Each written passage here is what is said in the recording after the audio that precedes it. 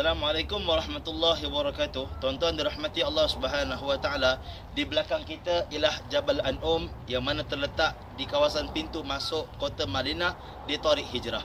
Tuan-tuan dirahmati Allah Subhanahu wa taala, dikhabarkan bahawa di atas bukit inilah seorang sahabat Nabi sallallahu alaihi wasallam, iaitu Sayyidina Abdullah bin Ubay bin Salul, iaitu anak kepada ketua munafik Madinah, namun anaknya satu orang sahabat Nabi sallallahu alaihi wasallam. Tuan-tuan dirahmati Allah, dia telah berdiri di atas bukit ini menanti kepulangan ayahnya, yang mana dikhabarkan bahawa ayahnya ingin masuk ke kota Madinah, ingin membunuh baginda Nabi sallallahu alaihi wasallam. Tuan-tuan dirahmati Allah Subhanahu wa taala, diringkaskan cerita, Abdullah bin Ubay bin Salul telah bertemu baginda sallallahu alaihi wasallam dan memohon maaf kepada baginda. Di atas bukit inilah tuan-tuan Jabal An'um.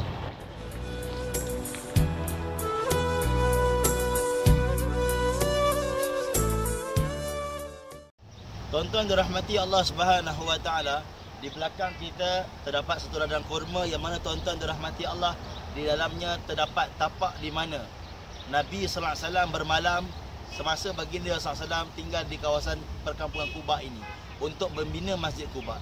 Di hari pertama Allah sebut dalam surah At-Taubah, di mana baginda sallallahu alaihi wasallam, tuan-tuan dirahmati Allah, telah bermalam di rumah sahabat Nabi sallallahu alaihi wasallam di Quba ini yang bernama Sayyidina Kalsum bin Hidmin radhiyallahu anhu. Tuan-tuan dirahmati Allah Subhanahu wa taala, di awal tibanya baginda di kawasan perkampungan Quba ini, tuan-tuan, Abu Bakar As-Siddiq radhiyallahu anhu telah memayungi baginda dengan rida Abu Bakar As-Siddiq. Tuan-tuan dirahmati Allah Subhanahu wa taala, kemudiannya tuan-tuan dirahmati Allah, baginda telah beruduk dengan satu telaga yang dipanggil Bir Izik, yang masih ada lagi sampai sekarang telaga itu di kawasan belakang sana. Dan tuan-tuan dirahmati Allah, tapak tempat baginda SAW tinggal, iaitu rumah Sayyidina Kalsum bin Hidmin radhiyallahu anhu, masih kekal ada lagi sampai sekarang, ada di dalam kawasan dalam ladang ini. Tuan-tuan dirahmati Allah, inilah dia tapak rumah Kalsum bin Hidmin, dan di dalamnya juga terdapat Bir Izik.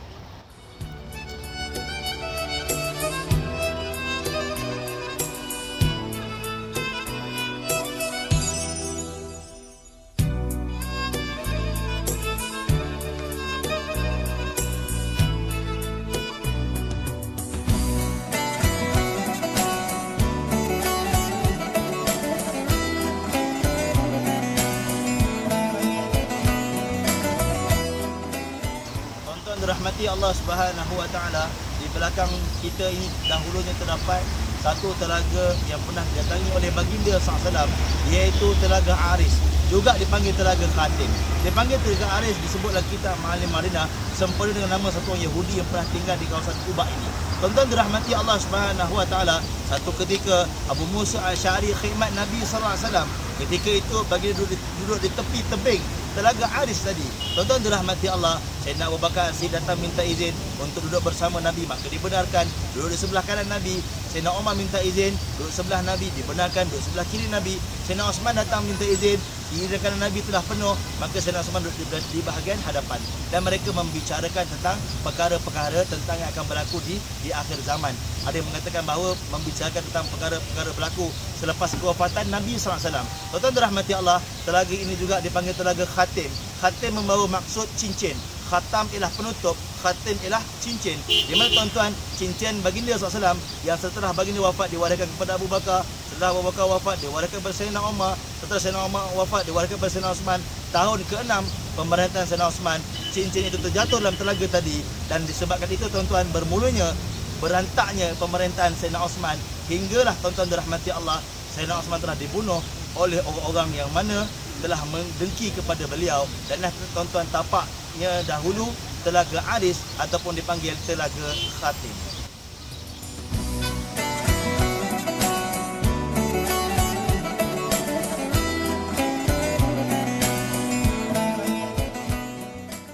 Tuan-tuan dirahmati Allah Subhanahu wa taala, sekarang ni kita berada berhampiran dengan tapak kawasan perkampungan Bani Nadir. Tuan-tuan dirahmati Allah Subhanahu wa taala, Bani Nadir di antara kaum Yahudi yang menetap tinggal di kota Madinah.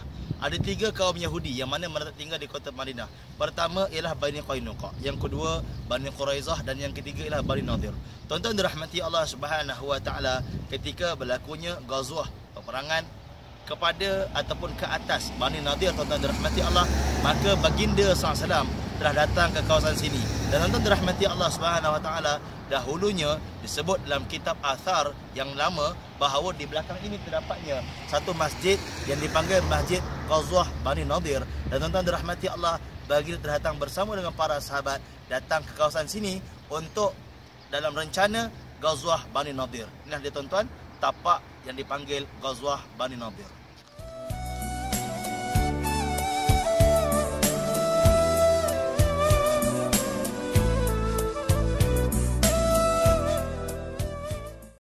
Tuan-tuan dirahmati Allah Subhanahu Wa Taala, di belakang kita wadi yang dipanggil Wadi Muzainib. Yang mana tuan-tuan dirahmati Allah, Wadi Muzainib ialah cabang ataupun furuk yang mana mengalirkan air daripada Wadi Buthan di antara wadi syurga yang telah kita sebutkan sebelum ini, iaitu 3 wadi terbesar di kota Madinah, Wadi Qana, Wadi Aqid dan juga Wadi Buthan. Wadi Buthan di antara wadi-wadi syurga, di mana tuan-tuan dirahmati Allah, Wadi Muzainib ini ialah cabang yang mengalirkan air daripada Wadi Buthan tadi. Inilah tuan-tuan Wadi Muzainib.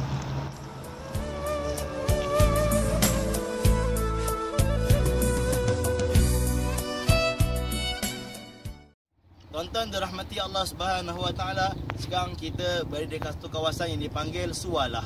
Tuan-tuan dirahmati Allah, di belakang kita terdapat satu ladang kurma yang mana dahulunya tuan-tuan pernah dimiliki oleh seorang sahabat Nabi SAW yang mulia, Sayyidina Abdul Rahman bin Auf radhiyallahu anhu, yang mana tuan-tuan Sayyidina Abdul Rahman di antara Asyarah Mubasyarah 10 orang sahabat Nabi SAW yang dijamin syurga di dunia lagi. Tuan-tuan dirahmati Allah, seperti yang kita tahu dan kita maklum bahawa Sayyidina Abdul Rahman bin Auf ialah antara jutawan ataupun saudagar di zaman hayat baginda SAW, dan dia telah melakukan infak hartanya di jalan Allah dan telah berjuang di jalan Allah dengan diri dan hartanya. Dan tuan-tuan dirahmati Allah, ini di belakang kita ladang yang pernah dimiliki oleh beliau di kota Madinah.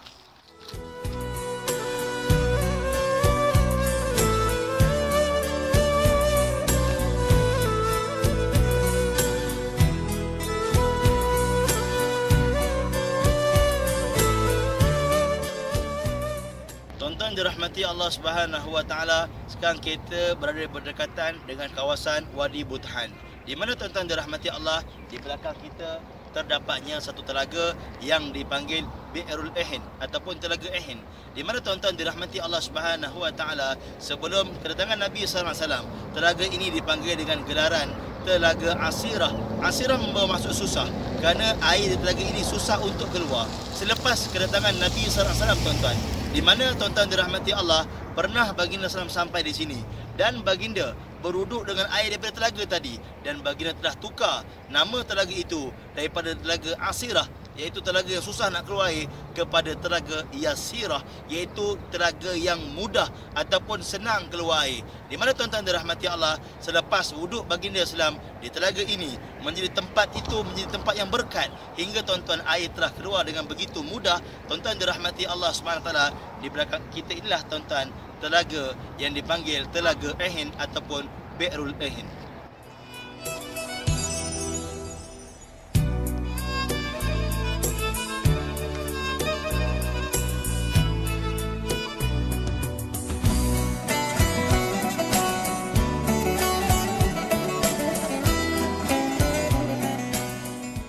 Tuan-tuan dirahmati Allah Subhanahu Wa Taala, sekarang kita berada di kawasan tapak kampung Bani Salim bin Auf. Tuan-tuan dirahmati Allah Subhanahu Wa Taala, selepas baginda sallallahu alaihi wasallam membina Masjid Quba, maka baginda lakukan perjalanan menuju ke kawasan Madinah yang sekarang ataupun kota Yasrib.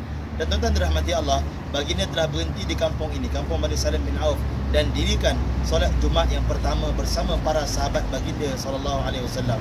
Tuan-tuan dirahmati Allah, kemudiannya tuan-tuan, masjid ini dibina oleh Khalifah Umar bin Abdul Aziz di zaman pemerintahannya, dan juga masjid ini dipanggil Masjid Al-Wadi. Ini ada tuan-tuan Masjid Jumaat.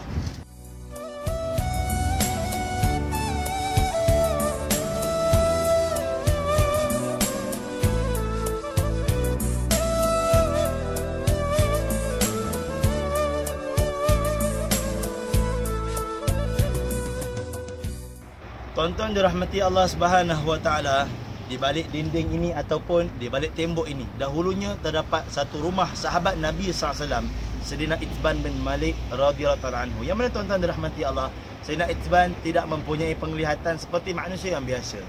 di satu orang sahabat yang mana kurang penglihatan.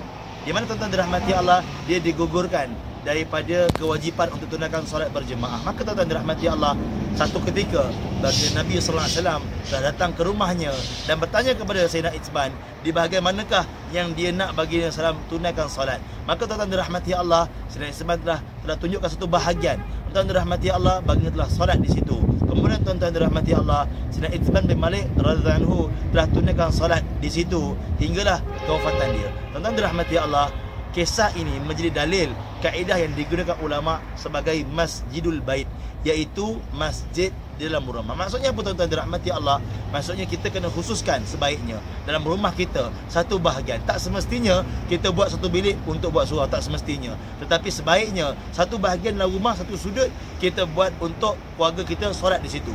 Isteri kita, anak kita yang tidak ada kewajipan tunaikan solat jemaah, dia solat di situ. Dan kita juga sebagai lelaki, kita wajib sembahyang jemaah di masjid. Namun di malam hari, solat tahajud kita boleh solat di situ. Solat duha, solat di situ. Baca Quran di situ. Zikir di situ. Maka kata sebagian ulama, ketika bulan Ramadan, orang lelaki solat, orang lelaki iktikaf di masjid, wanita kita, isteri kita, anak perempuan kita boleh iktikaf di kawasan Masjidul Bait tadi. Dan tuan-tuan dirahmati Allah, inilah kaedah yang ulama kita gunakan, Masjidul Bait, sabit daripada kisah Sayyidina Itzban bin Malik radhiyallahu anhu, yang mana baginda pernah solat di rumah dia dan dia telah tunaikan solat di tapak baginda solat tadi hinggalah akhir hayat sahabat Nabi tadi, Sayyidina Itzban bin Malik radhiyallahu anhu.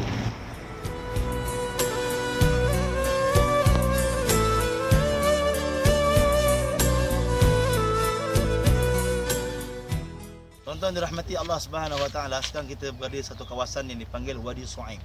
Di mana tuan-tuan dirahmati Allah, dikhabarkan bahawa satu orang sahabat Nabi sallallahu alaihi wasallam yang mana mengalami sakit kulit datang bertemu dengan Nabi sallallahu alaihi wasallam, yang mana beliau tadi datang daripada kampung ini, kampung Wadi Su'aib.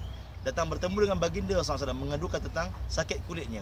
Maka tuan-tuan dirahmati Allah, diberitakan bahawa baginda SAW berkata kepada sahabat tadi, lebih kurang mafhumnya, bukankah kamu daripada Wadi Su'aib? Maka tuan-tuan telah diambil tanah daripada kawasan Wadi Su'aib tadi tuan-tuan.